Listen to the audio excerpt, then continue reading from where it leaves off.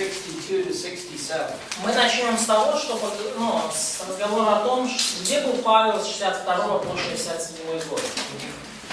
Unfortunately, we don't have the book of Acts to help us. И, к сожалению, вот здесь уже у нас нету книги Деяний, которая могла бы нам помочь. So everything we know about Paul during this time comes from 1st and 2nd Timothy and Titus. И все, что мы узнаем об этом периоде его жизни, это мы узнаем из 1-2 Тимофея и послания Тита. Let's look first at 1 Timothy 1:3. И давайте откроем сначала 1 Тимофею 1:3. And read that. И прочитаем. Як йшов у Македонію, я тебе благав позостатися в Ефесі, щоб ти декому наказав і навчати іншої науки. Okay. So it sounds like Paul and Timothy were both in Ephesus during this period of time. И похоже, что Павел и Тимофей были в это время вместе в Эфесе, вот в этот период времени. But Paul left Ephesus and went to Macedonia and left Timothy there. Но Павел покинул потом Эфес, пошел в Македонию, а в Эфесе оставил Тимофея. Now let's try Titus 1:3. И давайте прочитаем теперь Титу 1:3. Titus 1:3. No. 1:5. Titus 1, yes, 5. Да, 1 глава 5 стих, послание к Титу. Я для того тебе полишив був укриттям, щоб ти порядкував невідінчене та просвітив, наставив по містах, як тобі я звелів. So Paul must have been in Crete also, but left Titus there and went some other place. Но Павел, похоже, был также и в Крите, а потом оставил там Тита и пошел в какое-то другое место. Now let's go to 2 Timothy 4:9.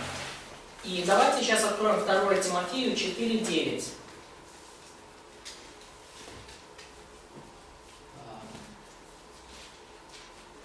Read 9 through 11. И прочитайте с 9 по 11 стих. 2 Тимофею 4, с 9 по 11 стих. Постарайся прийти ко мне скоро, ибо Димас оставил меня, возлюбив нынешний век. Пошел в Фессалонику, Крискену в Галатию, Тит в Далматию, один Лука со мною. Марка возьми и приведи с собою, ибо он мне нужен для служения. Тихика послала я в Ефес. Когда пойдешь, принеси филонь, который я оставил в Троаде у Карпа, и книги, особенно кожаные. Александр Медик. How far did you reach? 14. Okay, that's all right. Это хорошо. So Paul asked Timothy to come to him in Rome. То есть Павел просит Тимофея прийти к нему в Рим. He knows that Demas has left him and gone to Thessalonica, and that he loved the present world. И он говорит о том, что Дима составил его, пошел в Фессалонику и возлюбил нынешний век. Нынешний мир.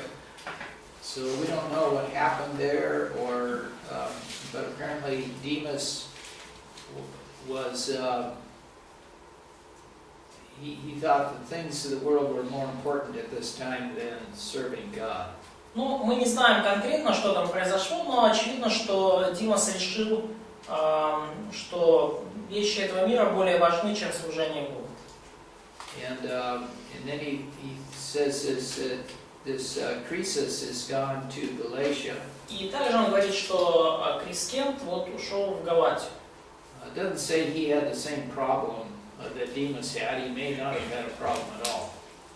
Может быть, не написано, что у него были те же проблемы, что и у Димаса. Может быть, вообще не было никаких проблем. And Titus went to Dalmatia. И также Тит ушел в Далматию. That's a province. It would be west of Macedonia. Это провинция, которая на запад от Македонии. But Luke's still with him.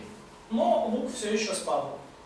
And he asked Timothy to get Mark and bring him. И Павел просит Тимофея также взять с собой Марка и привезти с собой.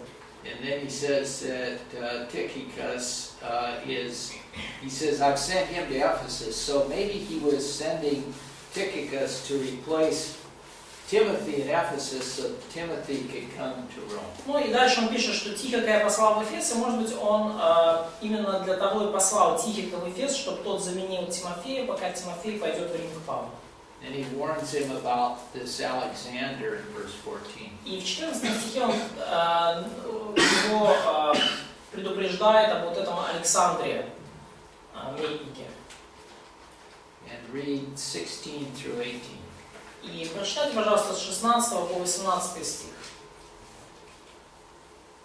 4 глава, 1-2 Тимофея, с 16 по 18 стих. При первом моем ответе никого не было со мной, но все меня оставили, да не вменится им. Господь же предстал мне и укрепил меня, дабы через меня утвердилось благовестие, и услышали все язычники, и я избавился от львиных челюстей. И избавит меня Господь от всякого злого дела и сохранит для своего небесного царства. Ему слава во веки веков. Аминь. So Paul apparently had some kind of a hearing before a judge. И очевидно, что у Павла были какие-то слушания перед судьей в суде. And he was not given the death sentence at that time. И он еще в этот момент не получил смертельного приговора. But Paul certainly doesn't expect to live on this earth much longer. Но очевидно также, что Павел не ожидал, что он сильно много еще проживет на этой земле. And then in 20 he mentions some other people, one at Corinth, one at Miletus. В 20 стихе он упоминает еще двоих людей, один в Коринфе, один в Милите. And he asked Timothy to try to get there before winter. И он просит Тимофея постараться прийти до зимы. He wanted him to bring, we saw earlier, his books and his coat. И он просит его принести его филонь и его книги. So we don't know if Timothy made it to Rome before Paul died. Мы не знаем, успел ли Тимофей в Рим до того, как Павел умер, погиб. Получается, 2 Тимофея было последнее послание Павла. So the 2 Timothy is the last epistle of Paul. Yes? Yes. Да. Своим сонным. Right. Лебединая песня его еще называют. Лебединая песня Павла. There's one other, there are two other things I want to mention. Да, есть еще два момента, которые я хотел бы упомянуть. Titus 3:12. Титу 3:12. Як пришлю я до тебе Артема або Тихіка, поквапся прибути до мене в Нікополь, бо думаю там перезимувати. So he's sending a replacement to Titus in Crete, and he wants Titus to come and meet him at Nicopolis. То есть он посылает заместителей для Тита на Крит,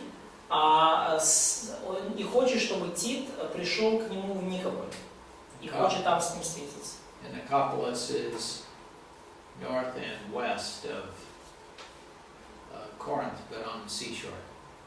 Никополь находится на северо-восток от Коринфа на побережье. But we don't know if Paul actually spent the winter there. It doesn't say. И мы не знаем, опять же, не написано, действительно ли там провел Павел ту зиму. Now go to Hebrews 13:23. И давайте откроем Евреям 13:23. 13:23.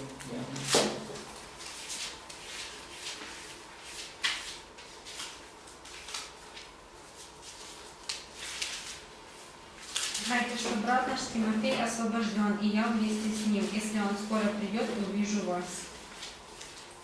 so apparently Timothy was in jail also.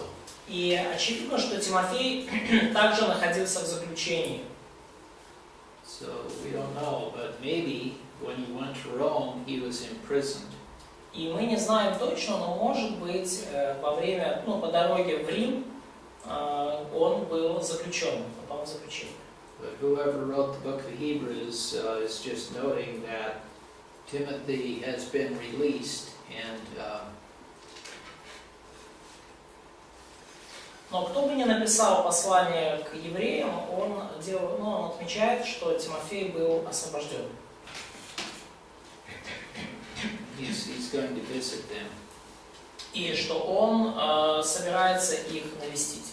the Hebrew believers. Еврейских верующих. Okay, so that's all we know. И это все, что мы знаем.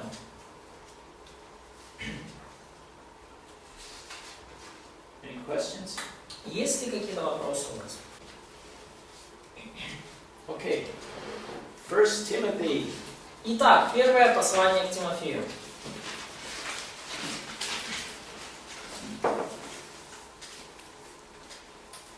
The title is the name of the recipient, Timothy.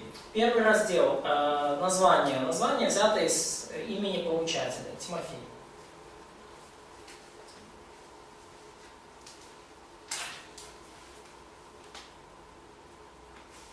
To the author is Paul. Второе. Автор послания апостол Павел. I just want to note that many liberals say that these three books were written much later than long after Paul died. И я просто хотел отметить, что многие либералы говорят, утверждают, пытаются доказать, что все три книги пасторские послания написаны уже намного позже, чем, через большой срок после смерти Павла. But there's no evidence of that at all, so we're sure that Paul was the writer. Но нет никаких свидетельств этого, поэтому мы уверены, что действительно Павел автор. Okay. The recipient is, of course, Timothy. Получатель, конечно же, Тимофей. And I'm going to skip, I have several points here, but by now you know a lot about Timothy, so we won't go through his life. И у меня есть несколько пунктов по поводу Тимофея, мы их пропустим, потому что уже даже вот сейчас вы уже достаточно знаете о нем и о его жизни. The fourth is theme. Четвертый раздел, тема. 4.1, main premise. И 4.1, главная тема, главная идея. How church leaders are to conduct themselves. Как должны себя вести руководители церкви? Как должны себя вести руководители церкви? Или как должны поступать руководители церкви? By the way, these three books are called pastoral epistles. Так или иначе, вот все эти три книги названы пасторскими посланиями.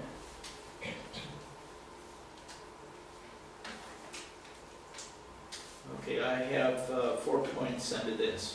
И у меня есть 4 подпункта вот под этой главной темой. 4.1.1. То есть 4.1.1 сейчас. Paul was concerned that the truth revealed to him through divine inspiration be preserved. Павел был обеспокоен, что истина, открытая ему через божественное вдохновение, будет... То есть Павел заботился о том, чтобы истина, открытая ему через божественное откровение, была сохранена. Павел беспокоился о том, или заботился о том, чтобы истина, открытая ему через божественное откровение, была сохранена.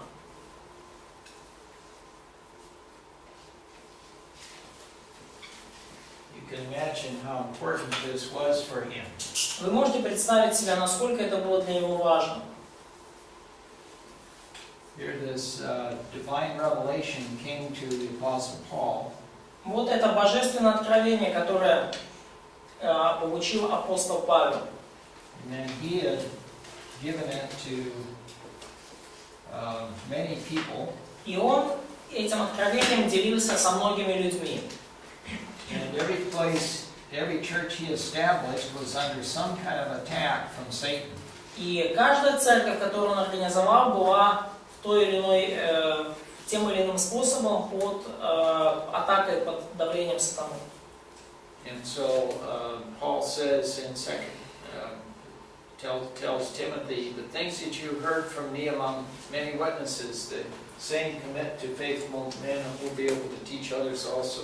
Да, и Павел говорит во 2 Тимофею, 2 глава, 2 стих, что то, что ты слышал от меня, передай также верным людям, которые способны других научить.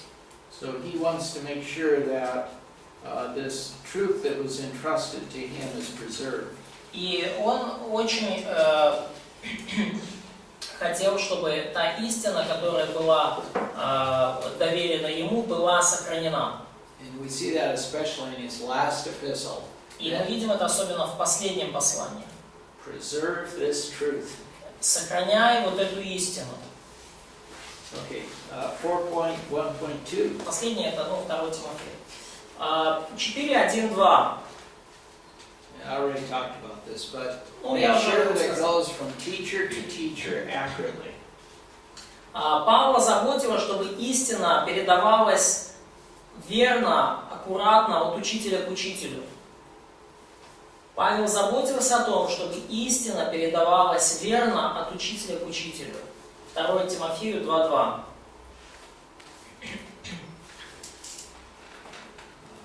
4.1.3. 4.1.3. Paul viewed this truth as a great treasure. Павел знал, что эта истина великое сокровище. And it had to be managed with care. И о ней нужно очень сильно заботиться. Павел знал, что эта истина великое сокровище, и к ней нужно относиться с большой заботой и вниманием. Павел знал, что эта истина великое сокровище, и к ней нужно относиться с величайшей заботой. 4.1.4. 4.1.4. Because the instrument of giving this truth was a local church, he wanted the local church to be organized so that it could accurately preserve the truth and communicate it. Поскольку инструментом для донесения, распространения истины является поместная церковь, Павел заботится о том, чтобы поместная церковь была определенным образом организована, чтобы доносить эту истину. Поскольку эта истина доносится через поместную церковь, Павел беспокоится о том, чтобы поместная церковь была организована определенным образом, чтобы там передавалась эта истина. 4.2, uniqueness as a book of the Bible. 4.2. Уникальность послания как книги в Библии. Paul is writing to somebody he has known very well and has taught in the past. Павел пишет это послание к человеку, которого он знает очень хорошо, и наставлял его в прошлом. Павел пишет послание человеку, которого он знал очень хорошо, и которого наставлял в прошлом. Paul assumes Timothy understands the material, he's just reminding him. И Павел подразумевает, что Тимофей уже знает, знает материал, и он просто напоминает ему многие вещи. Павел подразумевает, что Тимофей уже знает материал, и просто напоминает ему многие вещи.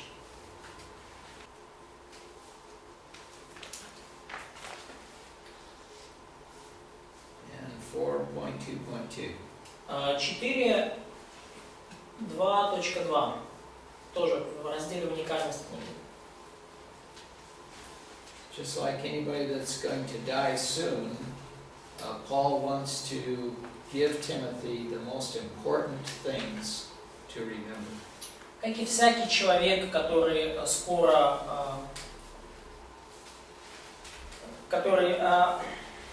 должен умереть, Павел хочет передать Тимофею самые важные вещи, которые тому нужно знать. Как и всякий человек, который скоро должен умереть, Павел хочет передать Тимофею самые важные вещи. 4.2.1. 4.2.2. 4.2.1 было прошлое. 4.2.2. Как и всякий человек, который должен скоро умереть, Павел хочет передать Тимофею самые важные вещи. Okay. Any questions about that Есть ли какие-то вопросы на этот счет? or comments? Или комментарии? Okay. 5. Time of events and history of the period. 5. Время событий и история периода.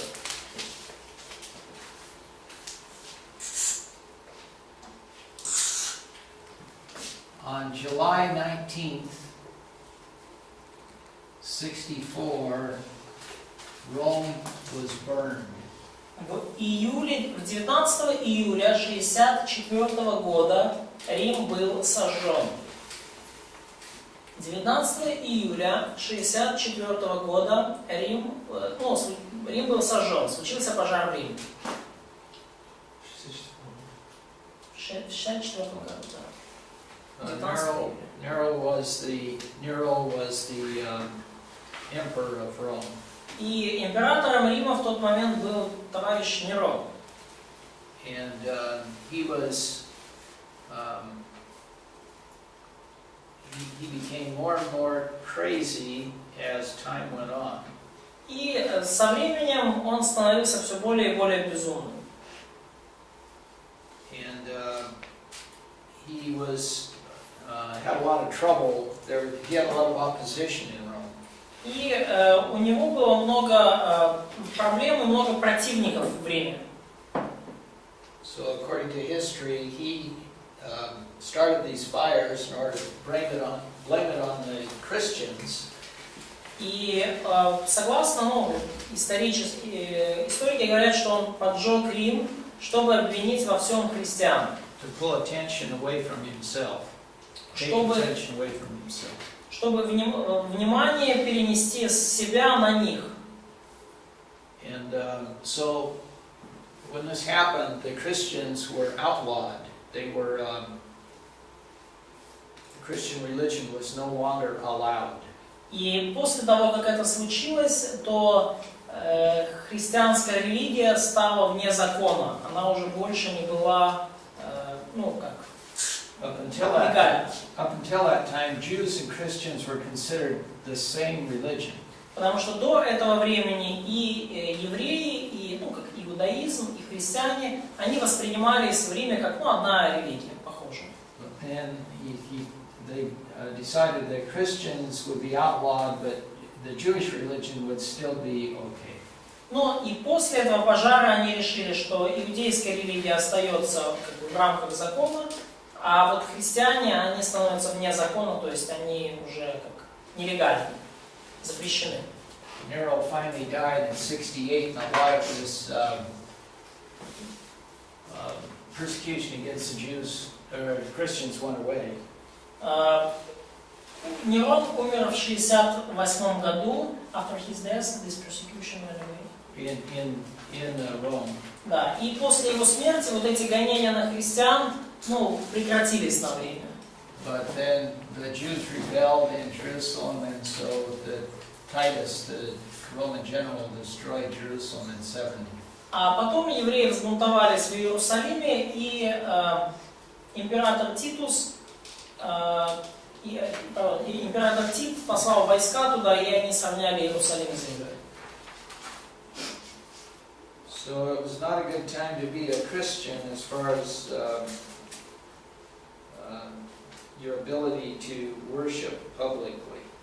И это было не самое лучшее время, чтобы быть христианином, особенно в плане возможности публично поклоняться. Okay. Хорошо. 6th point, where and when was the book written? Шестой пункт. Время и место написания книги. We don't know where or when, but it was sometime in this period of time. Мы не знаем точно ни времени, ни места написания. Оно случилось где-то вот в этот период времени. Probably this, sometime certainly before 67. Но определенно, что до 67 года.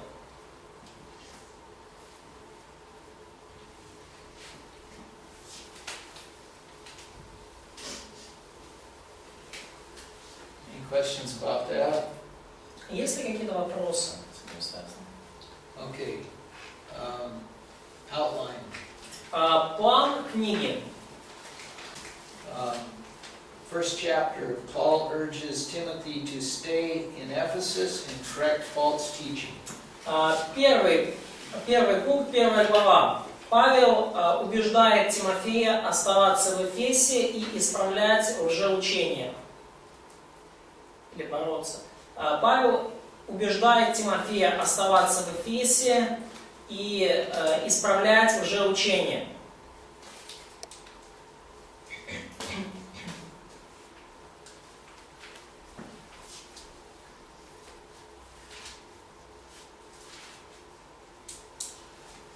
Then Paul urges prayer on behalf of all men.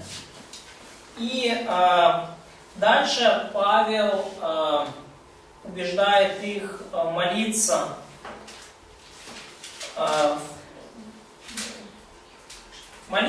за всех людей.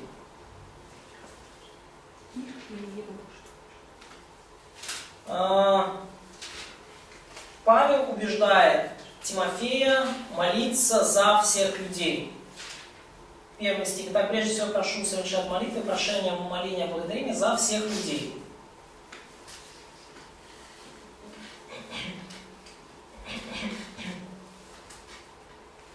It includes kings. И включая царей, руководителей страны. Who was the king of Rome? Кто был царь в Риме в это время? Неро. Has there ever been a worse one? Да, сложно представить кого-то хуже. Maybe. But he was pretty bad. Ну, может быть, и были похуже цари, но он все равно был очень плохим. Okay. Instructions for women. Далее, наставления для женщин.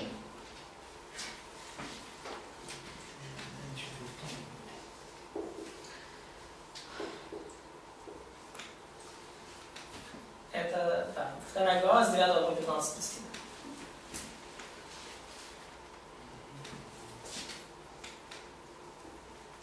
Qualifications for elders and deacons. Третье.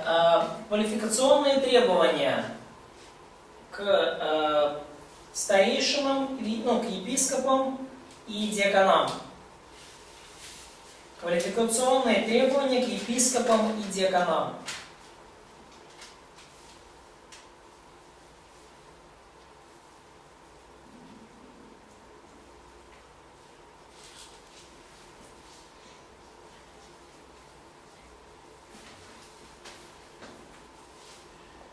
Chapter 4, watch out for apostates and walk according to what you have been taught. 4 глава. Наблюдай за... берегись отступления и живи согласно тому, чему был научен. Берегись отступников. Берегись отступников и живи согласно тому, чему был научен.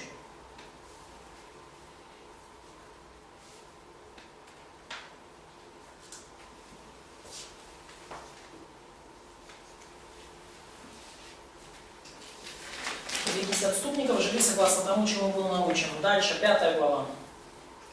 Chapter 5, instructions concerning the care and organization of the church.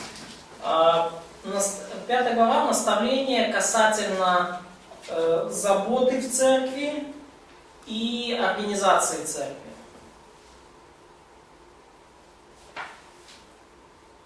Наставление касательно заботы в церкви и организации церкви.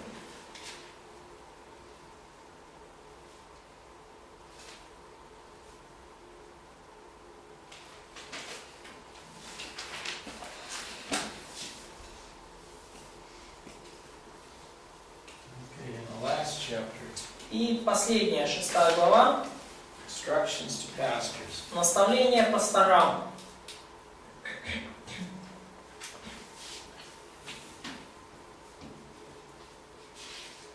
6 глава, наставление пасторам.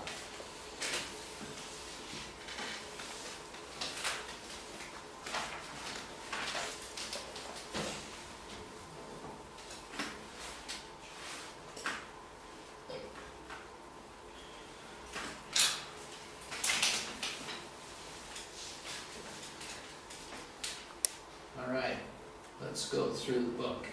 Хорошо, давайте сейчас пройдем через книгу.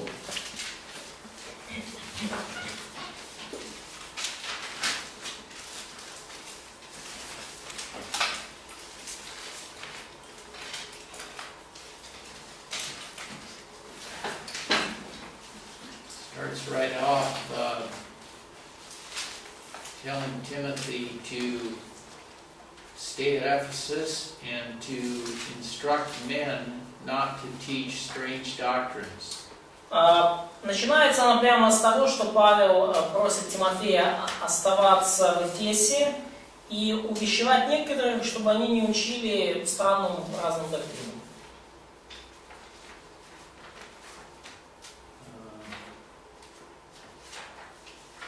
Best protection for us in this regard is just stay with the text of the Bible. Ну и если уже говорить о нас, то для нас это напоминание и предостережение, чтобы мы оставались верны тому, что написано в Библии. Note in verse 4, they're paying attention to myths.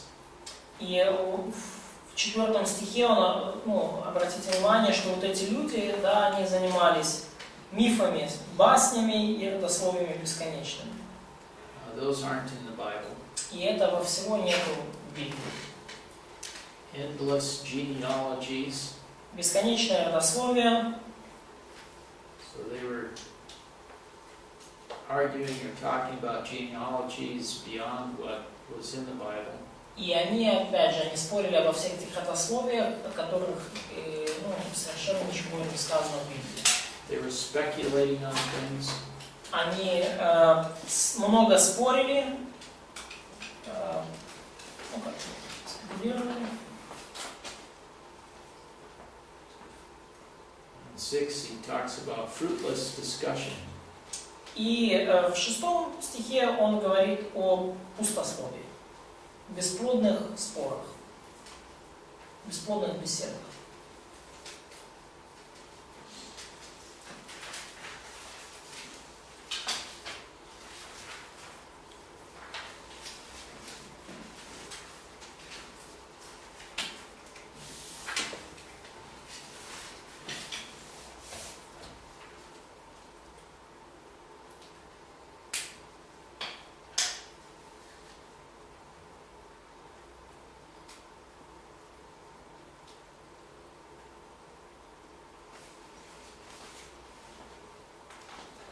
Okay, we talked about this before, but you notice in verse 20, he's talking about some men who have been blaspheming. Мы уже говорили об этом раньше, но вот в 20 стихе он говорит о некоторых людях, которые богохульствовали. And he says he has handed them over to Satan. И он говорит, что я предал их сатане. А можно спросить, что такое богохульство? So what is a blasphemy in this context? What? What is a blasphemy? Blasphemy. It's truth. It's things that they were saying that is not in accordance with the Word of God. Ну, это те вещи, которые люди говорят, и которые не соответствуют Божьему Слову.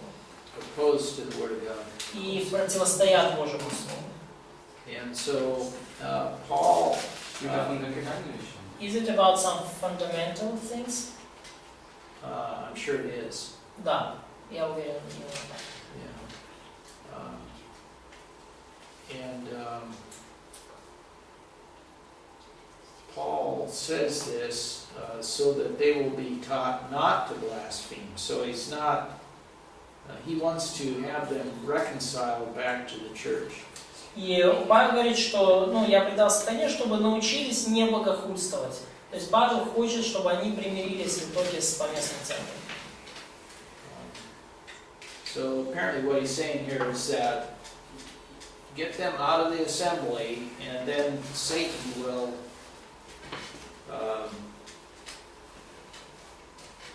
they'll not have the protection of the church. Satan will have the ability to persecute them. И фактически он говорит о том, что выведите их за пределы вашего собрания, и у сатаны будет возможность атаковать их. И церковь не будет уже их больше защищать от этих атак. This is for the purpose of teaching them not to blaspheme. И Павел говорит, что это делается с целью того, чтобы они научились не богохульствовать. В данном контексте они говорили против Христа или против Павлового учения? So, in this context, is it clear did they oppose Christ or they opposed Paul's teaching? Well, we can't tell. Мы не знаем. But if this is the same Alexander as in 2 Timothy, he was opposing Paul's teaching. Но если это тот же Александр, что во 2 Тимофею упомянут, то да, тот противостоял открыто учению Павла. But it's hard to separate Paul's teaching from teachings about Christ. Но довольно трудно отделить учение Павла от учения о Христе.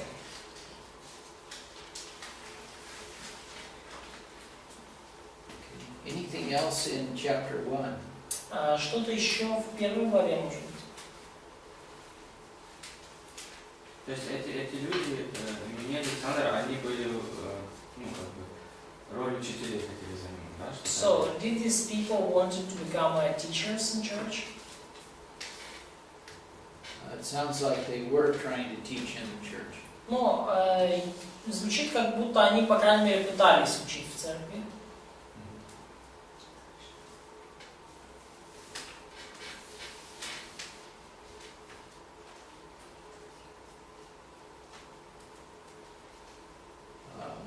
Yeah, let's read 18 through 20. Just read that. Давайте прочитаем с 18 по 20 стих. Тимофей, сын мой, я пишу тебе эти наставления, помня о пророчествах, которые были сказаны о тебе. Я хочу, чтобы ты, следуя им, мог достойно бороться, сохраняя свою чистую веру и чистую совесть. Некогда ее отвергли, и в результате их вера потерпела кораблекрушение. Среди них Гимений и Александр, которых я предал во власть сатаны, чтобы они научились жить в богохульстве. So some have rejected this body of truth that's been made available to them. This body of truth. Body of truth. Yeah, the doctrines that Paul's been taught. Да. То есть были люди, которые отвергли самые, скажем, корневые доктрины, которые Павел им преподавал, самые важные. They've rejected that and they're teaching something else. Они отвергли их, и они учили чему-то другому. We don't know what that is. Но мы не знаем, что именно это было. But it's probably better this way because it's the application for us is anything outside the Bible is false. И не написано, что это за доктрина, и может быть и к лучшему, что не написано, чтобы мы понимали, что все, что противоречит Писанию, это ложь. At best, it it's a waste of time. И, ну, в лучшем случае это просто пустая трата времени. Но видно здесь что-то с законом связано, ну, в контексте первой главы. So, in context of chapter 1, it's maybe something connected with law, with Jewish laws and customs, etc. Could be. Может быть.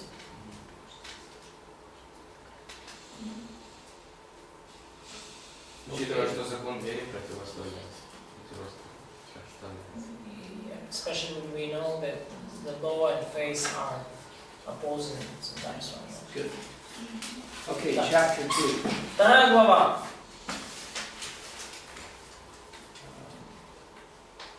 Just urges prayer on behalf of all people. И начинается с убеждения молиться за всех людей. Verse 5 is the doctrine of the mediator, Jesus Christ. 5 стих 2 главы – это доктрина о Христе как о посреднике. As man, he's able to function as mediator. Как человек, он пишет, Христос осуществляет вот это посредническое служение. If he had not become man, he would not be able to do this. Если бы он не стал человеком, он не мог бы этого делать.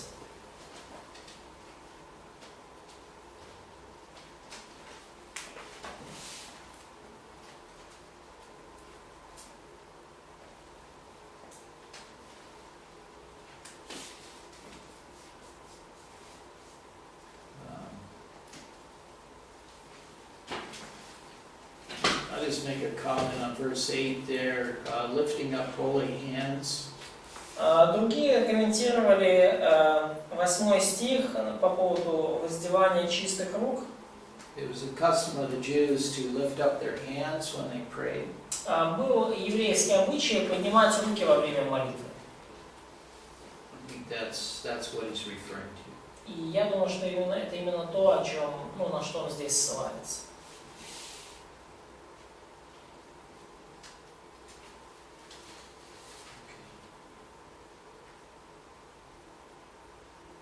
Да, чистые руки связаны с благочестием. So, is clean hands is a reference to godliness, to godly conduct, or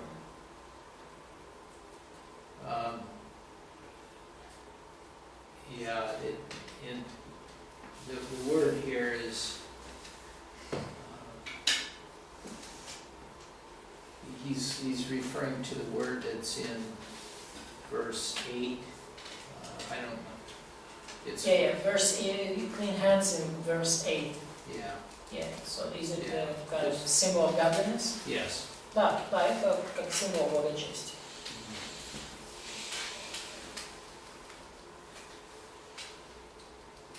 Okay. Ой, чадровать еще. So, the verse 15. Salvation through bearing of preserved through bearing of children. Okay. So Paul starts out this section, verse 9. He's talking about women dressing so as not to call attention to their outside, you know, so people can't see Christ through all of that clothing. То есть Павел начинает этот целый раздел с 9 главы, и он начинает с одежды. И он призывает их, чтобы они не сильно, скажем так, заботились о внешнем, да, чтобы через их одежду люди могли увидеть Христа. And we know from 1 Corinthians that the tendency was for women to take over in the church.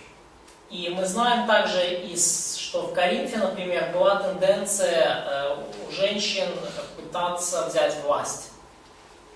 God has set up the local church to be to have men as the leaders, not women.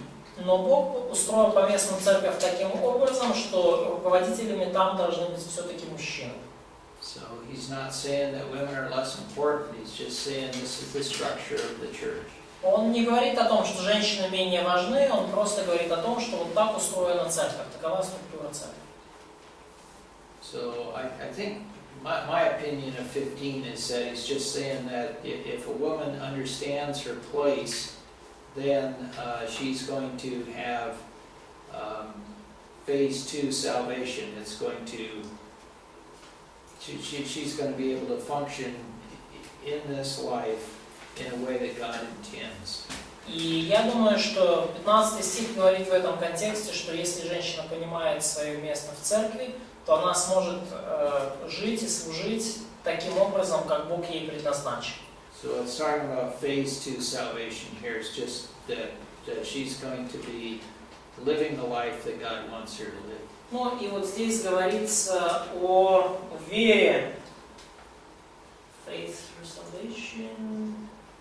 You have in verse 15 preserved or Preserved. Yeah, I have no. In Russian we have will be saved. So in your translation it's preserved. yeah, but the saved is fine if you understand it as phase 2. Да, то есть, ну, у них не используется слово «спасется» в их переводе, но как «сохранит себя». И вам нужно понимать, что даже если используется слово «спасется», то это не о первой фазе, а о второй фазе.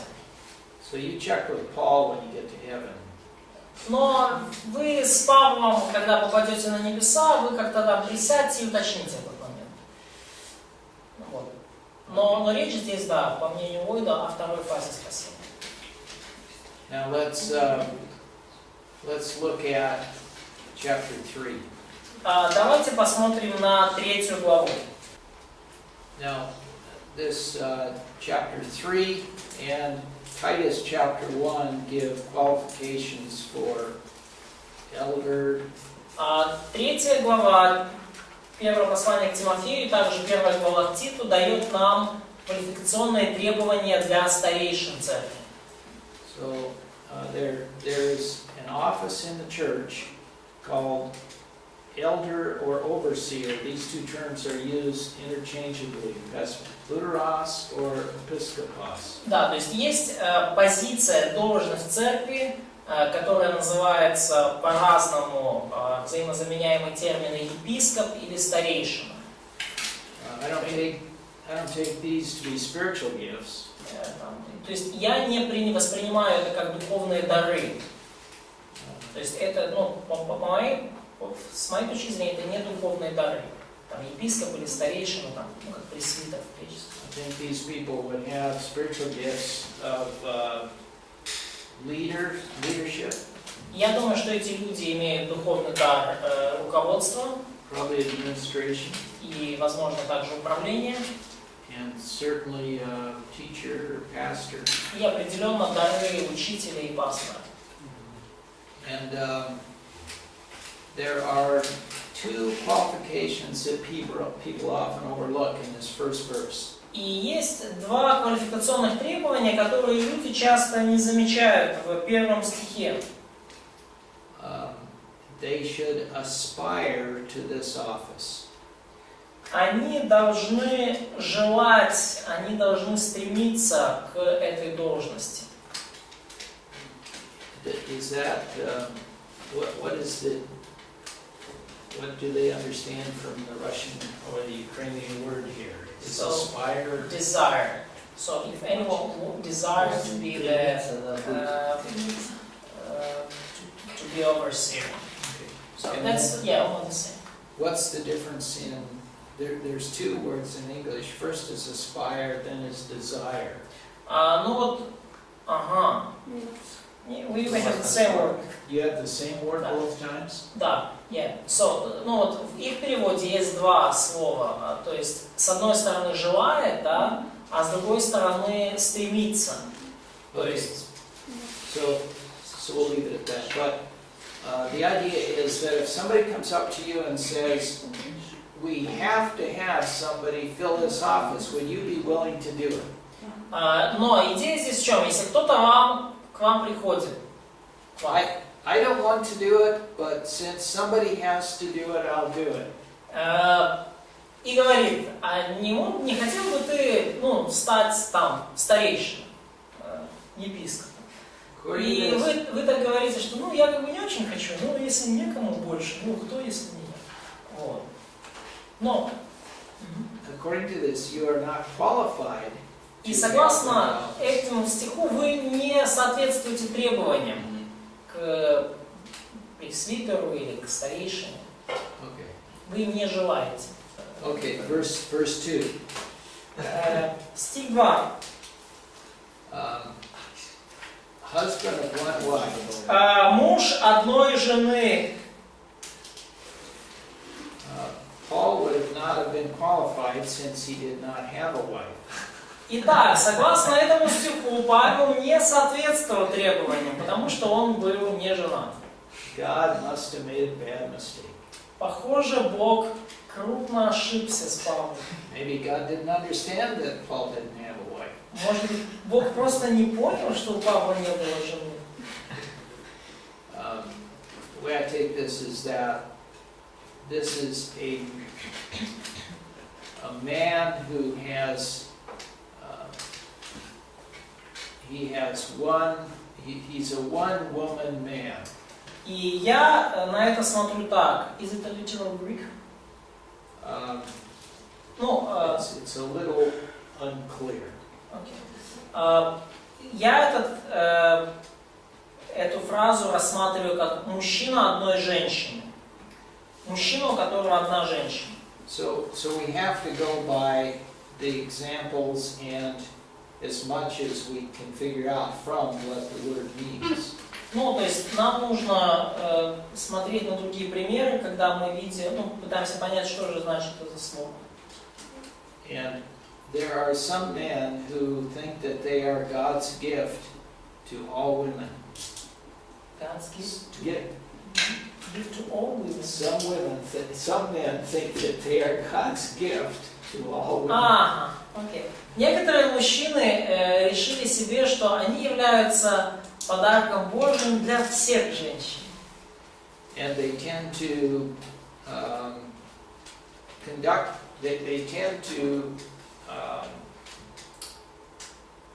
try to attract a lot of women. И они ведут себя таким образом, чтобы привлечь к себе максимальное внимание прекрасной половины человечества. God has given one woman to each man. Бог дал одну женщину каждому мужчине. And man is not to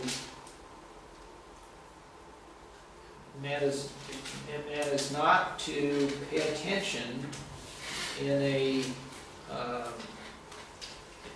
way of relationship to other women.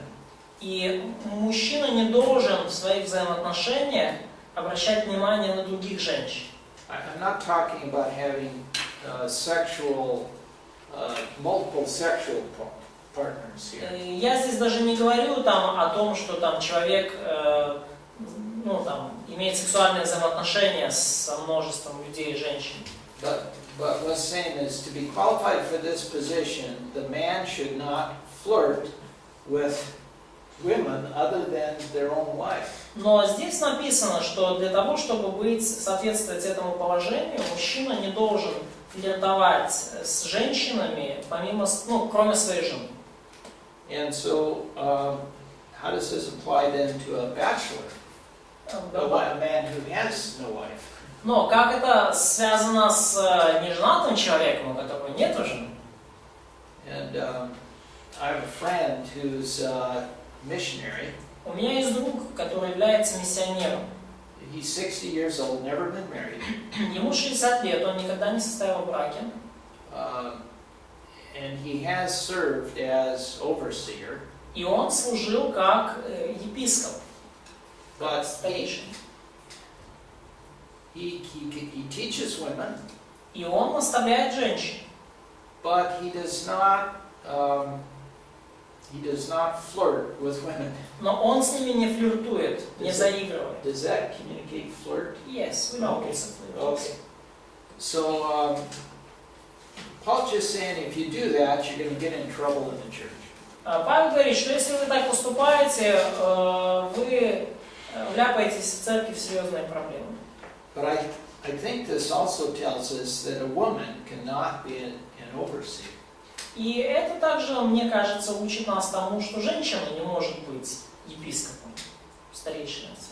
Ну, то есть не женатый может быть руководителем там, So, епископом или... single man who can be the bishop or overseer in church. That's my interpretation. Это то, как я это толкую. And that's the way the church I go to interprets this passage. И моя церковь, где я являюсь членом, она также таким образом толкует этот отрывок. You'll see the same thing in Titus 1. Он говорит то же самое, та же фраза в Титу 1. Now, if you take the position that a bachelor cannot be an overseer, Но если вы принимаете позицию, что неженатый человек, холостяк, не может быть старейшиной, епископом, well then what about Paul, what about Timothy? хорошо, так что насчет Павла, что насчет Тимофея?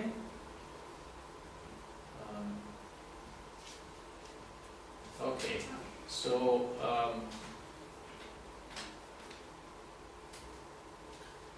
there's, starting with 8, there are the requirements for a deacon, which are essentially the same. И далее он продолжает, и там идут требования к диаконам, которые по сути те же самые.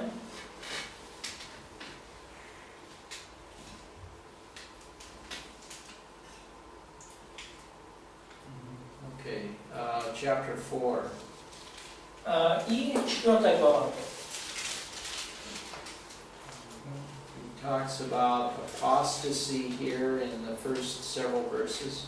Он в первых нескольких стихах говорит об отступниках и отступлениях. Можно вопрос? There is a question. Yeah. По первому стиху. Verse 1 of chapter 4. Отступят некоторые от веры, внимая духом обольстителям и дальше. So that in the later time some will fall away from the faith, paying attention to deceitful spirits and doctrines of demons. Вот эти те, которые отступят, это спасенные верующие или неверующие? If these who will fall away, are these who will fall away saved people, or they are non-Christians? Could be either. Может быть и так, и так. То есть неизвестно. Is it unknown for us? Paul's point is that people can fall away from truth and start believing these lies that come from Satan. То есть Павел утверждает, что люди могут отступить от истины и начать верить вот этим лжи, которые исходят от дьявола. Но они все равно спасенные. So, but did they still saved? If they were ever saved, yes. Ну, если они когда-либо были спасенными, то да. Но конкретно здесь, о ком речь идет, мы не можем. So, but we cannot understand about whom he talks here from this passage. It's not clear there. Is it about Christians or non-Christians? It can happen to either one. Это может случиться и с теми, и с другими. Можно трошки еще по третьей прокомментировать, просто немножко объяснить, что значит оправдался в духе, 16 стих. Can you clarify a little bit in this third chapter, verse 16? What does it mean that Jesus was vindicated in the Spirit? Okay, just the Holy Spirit is the one that took him through his life. Holy Spirit took him. The Holy Spirit was the one that empowered him in his humanity during his life. Да, то есть Дух Святой дал ему силу и провел его через жизнь в теле, в человеческом. То есть, свою жизнь в теле он прожил под властью, под полным контролем Духа Святого. То есть он дал силу ему жить этой жизнью, да? So, Holy Spirit gave him power to live holy life? Yes. Да.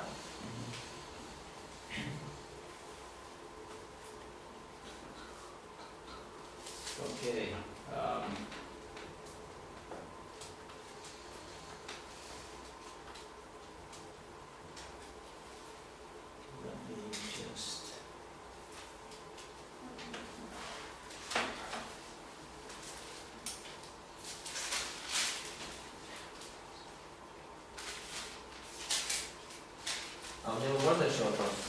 one more question in time. Okay, I'll take a few questions on the last few chapters, and then we'll have to move on when we take a break. Go ahead.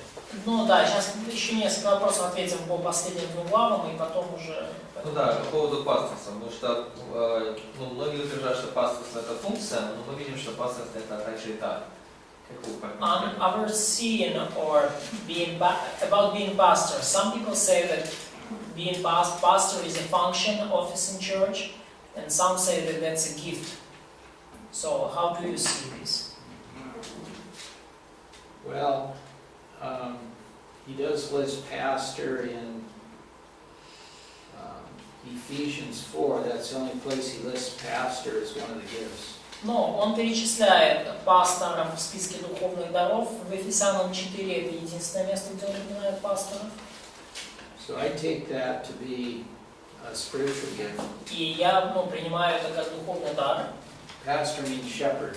Ну, пастор, буквально как пастырь, пастух. Is that your question?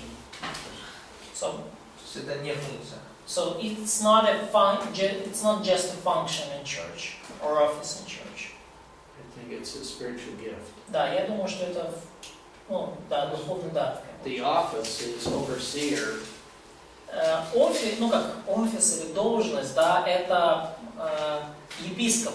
Or episkopos or presbyteros. Или пресвитер, или... There's another word, ruler. Как начальствующий, да. Same thing. Другое слово. Same. Ruler is same as, overseer. Да, начальствующий. То есть ты можешь быть епископом, но не пастором? So, could someone be the ruler, episcopos, but without gift of pastor? Well, in Titus it says he should be able to teach. В Титу сказано, что такой епископ должен быть способен учить. So he's got to be able to teach, and I don't see how he can be just Christ's example is to be a shepherd. И я не могу представить себе, как он может быть, примером Христа, потому что, пример Христа заключается в том, чтобы быть пастырем. Я и пастырь добрый. So we use the term pastor like it's the office. Мы используем в основном термин пастор как должность. Назначение должности, начальствующий. I don't see that in the Bible. Но я не вижу этого в Библии. The office is overseer or elder. Должности это старейшина и епископ. And they're used interchangeably. И эти термины используются взаимозаменяемо. But I think that person has to be a shepherd. Но я думаю, что этот человек должен быть пастырем, как иметь дар. And a teacher. И также он должен быть способен учить. I think the Bible's clear on that. Could small group leader be a pastor even without being having an office of overseeing? Okay, so the question is, can this? No. Okay, maybe. A pastor is then functions in a church. You could be a small group leader and be a shepherd, that's for sure. Yeah. But Вы можете быть, например, лидером домашней группы и быть пастырем в плане, обладать этим даром. I think Paul's instructions to Timothy and Titus are for the local church and the one who is head in the local church. Но я думаю, что эти наставления в Тимофея и Титу, они касаются поместной церкви и тех, кто руководит поместной церковью.